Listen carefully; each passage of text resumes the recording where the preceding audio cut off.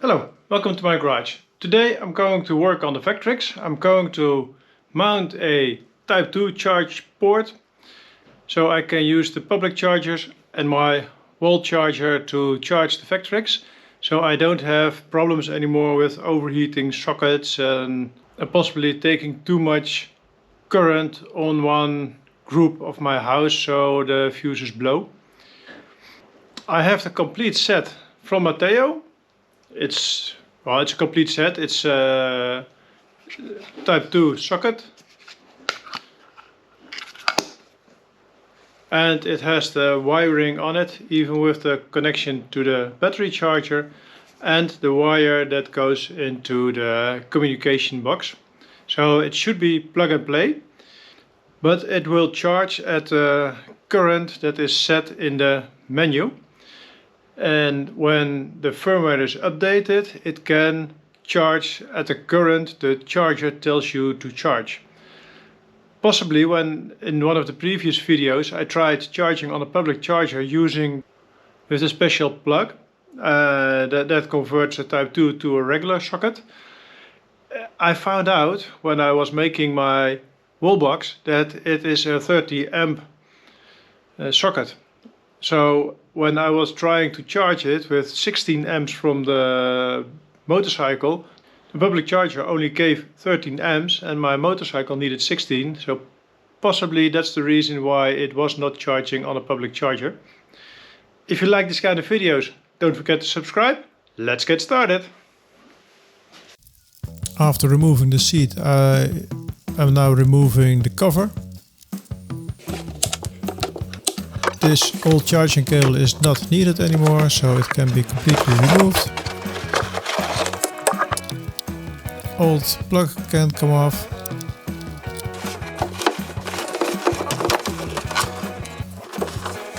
I even found back a rubber part that was lost. Cable is out. Plugging the old hole.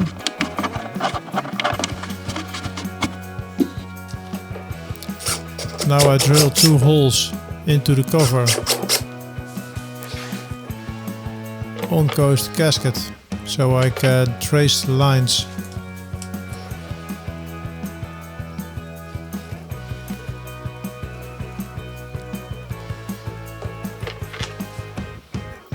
Now I'm using a very special regular drill bit to get the plastic out.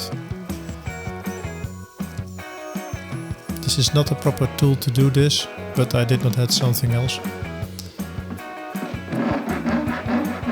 Now I'm finishing off the edges so it fits perfect.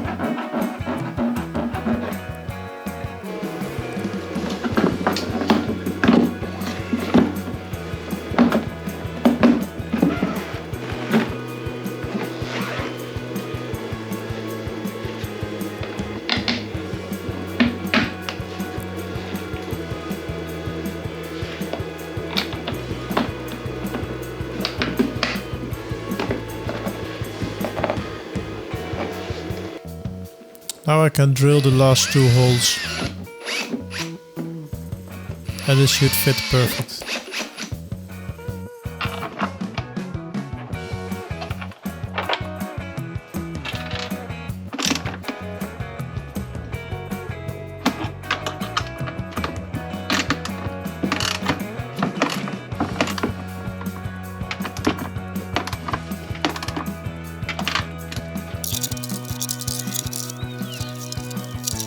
Downside of this system is always when you remove this cover you have to get these cables back out, and to get to these cables you have to remove the headlight.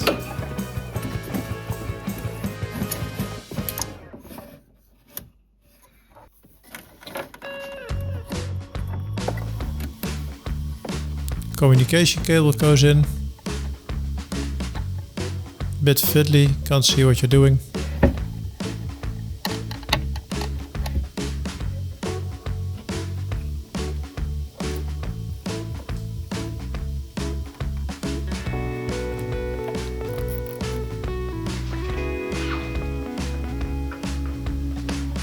And the headlight can go back in.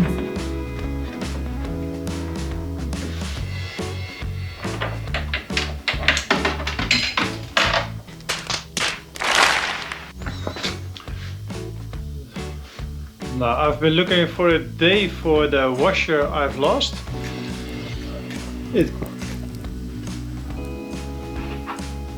It's a washer like this one, and it was on this post and it fell that way, and I have taken off quite a few parts of the motorcycle to find it. I couldn't find it. I looked at the floor, I couldn't find it over there, so I've removed the battery cover and with the small camera I still couldn't find it. Now these covers are all off, so let's repair the old damage that was on it, that came free with the bike. I used some epoxy glue to glue the sides together with some wood. I keep them level. And when the glue is all dry, I etch out a little bit of material so I can fill it with some epoxy. So this is a reasonably strong repair. I'm not totally happy with it. The gasket is coming out and here it's pulling back. That's probably because this part is round and this part is flat. So let's try to make a spacer with the right curvature. I will use a 3D printer to do that. It's from a hard material printed, so I use some automotive grade silicone sealer to make sure it's watertight.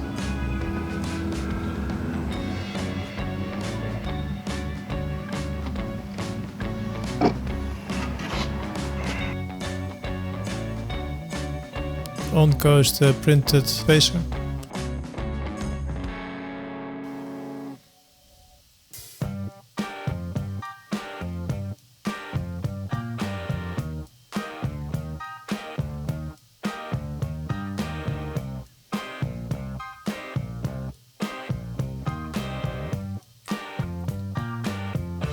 And it fits perfect.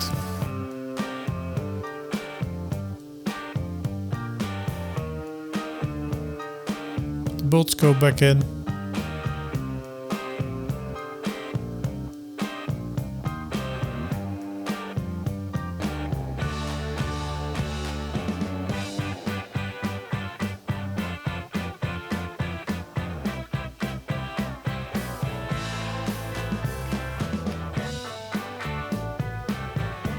I use some nylock nuts.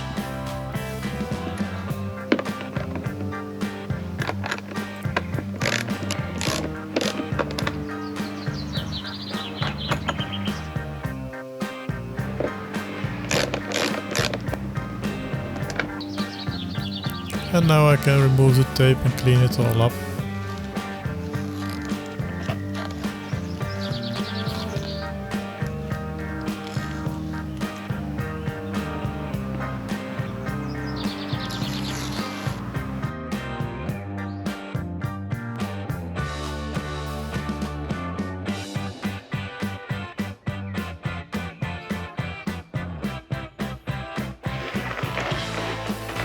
I found the washer finally. I'm back on putting it all back, and I pushed against the fender and it was stuck somewhere in between here and it fell out.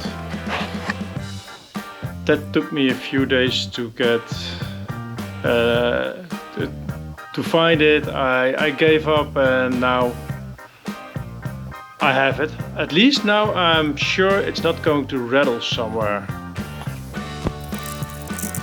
And a new attempt to get the headlight back.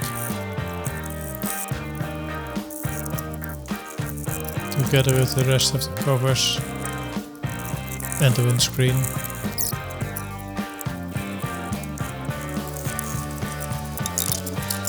The seat can go back.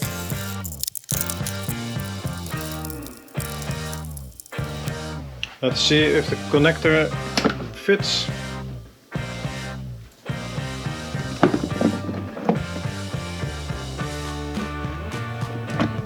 Other side in the wall.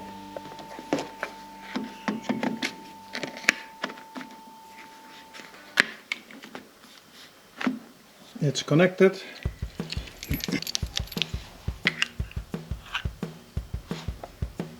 It's ready to charge.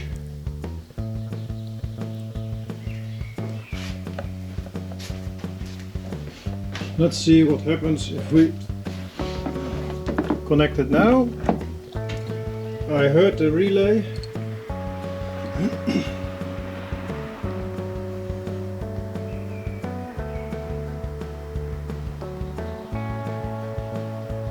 It's charging.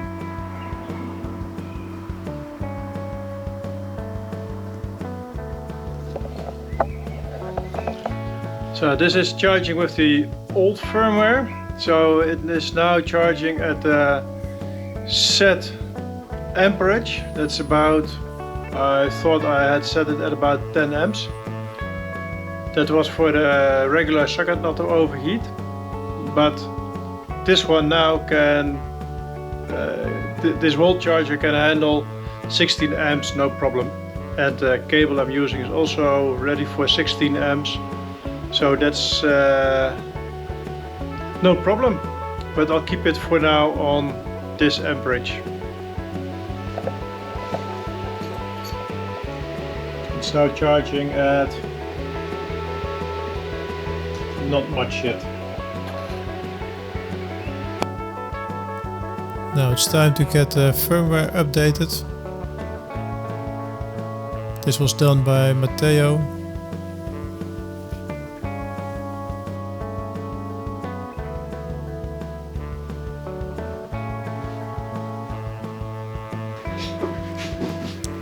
And after a reboot, it's all done.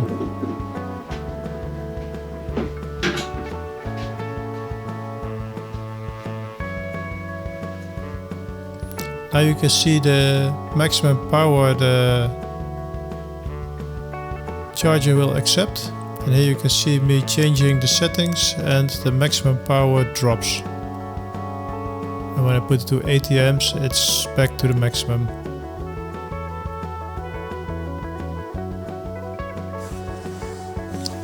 Now it's time to test it on a public charging station. Activate it with my card.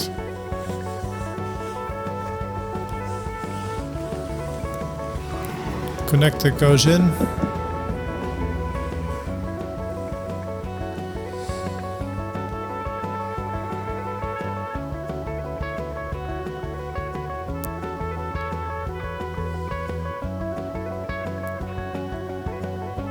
And when it ramps up, it goes to 22.9 amps at 164 volts, so that's 3.3 kilowatt. And now I stop the charging.